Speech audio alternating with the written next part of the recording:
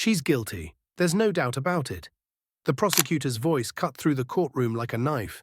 The woman in the orange jumpsuit didn't flinch. She stood in silence, her hands cuffed in front of her, calm but unreadable. Her face was stoic, but her eyes held something deeper than fear. Something unshakable. No one in the courtroom knew her name. To them, she was just another defendant, another criminal in a jumpsuit, waiting for judgment. The judge barely looked up from her paperwork as she muttered, "State your name."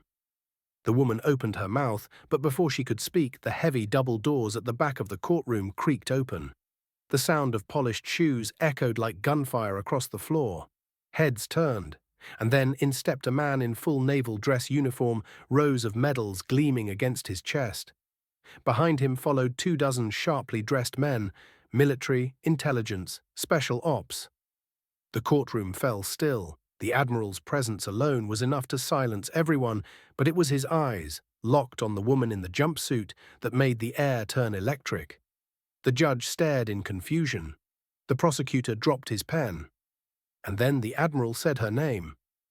Lieutenant Commander Harper Blake. Time stopped. The murmurs began almost instantly. Faces went pale. Several men in the gallery stood instinctively. Even the judge's lips parted as the realization washed over her. That name wasn't just a name, it was a legacy. Navy Cross recipient, 2 silver stars. Served with honor in 5 active combat zones, the Admiral continued, voice firm. This woman is no criminal, she's a damn hero. The gallery erupted in whispers. The judge's gavel came down hard. Order, she demanded, but her voice had lost its edge. Harper stood still, expression unreadable, not acknowledging the sudden shift in energy. Because for 6 months she had been forgotten. 6 months earlier, during a covert operation in hostile territory, Harper had made the impossible call. Her team was ambushed. Communications were down. The extraction window was closing. And among them was a civilian informant. A man they were ordered to protect. But Harper had discovered what no one else knew. The man was a double agent. He had already compromised the mission. Orders were clear, protect the informant at all costs. But Harper didn't follow orders that got her people killed. She did what no one else had the courage to do. She took the shot. She saved her team, and they made it out alive. But the cost was her career. Official reports called it insubordination. Political fallout followed. She was court-martialed, silenced, forgotten. And now she stood, in cuffs, humiliated, while the real truth stayed buried under protocol and paperwork. Until today. "Permission to speak, Your Honor," the Admiral said, stepping forward. "Granted," the judge said, leaning in. "I commanded Lieutenant Blake for 4 years," he began. "I've seen her pull men twice her size out of burning Humvees. I've seen her stand her ground under fire when others fled.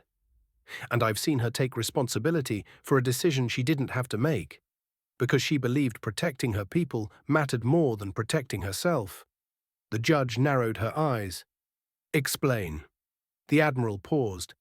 "That operation was compromised because of an intel failure, mine. She figured out the informant was dirty. I didn't listen. She acted, and when command demanded a scapegoat, she volunteered. She looked me in the eye and said, 'If someone has to take the hit, let it be me. I signed up to serve, not survive.'" Audible gasps rippled through the courtroom. Even the prosecutor looked sick.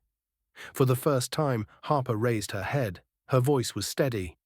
"I did what I believed was right. I saved my team. I protected them. And I stayed silent because I thought it would protect the mission. But all silence did was let the lie grow louder than the truth." The judge stared at her for a long, heavy beat. Then she closed the folder in front of her. "Lieutenant Commander Blake, this court owes you an apology. But more than that, it owes you justice." The charges were dropped. The prosecutor had nothing left to say.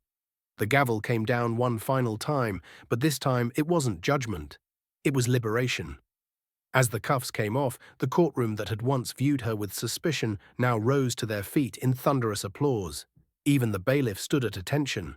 Reporters froze mid-sentence. Soldiers saluted. But Harper didn't cry.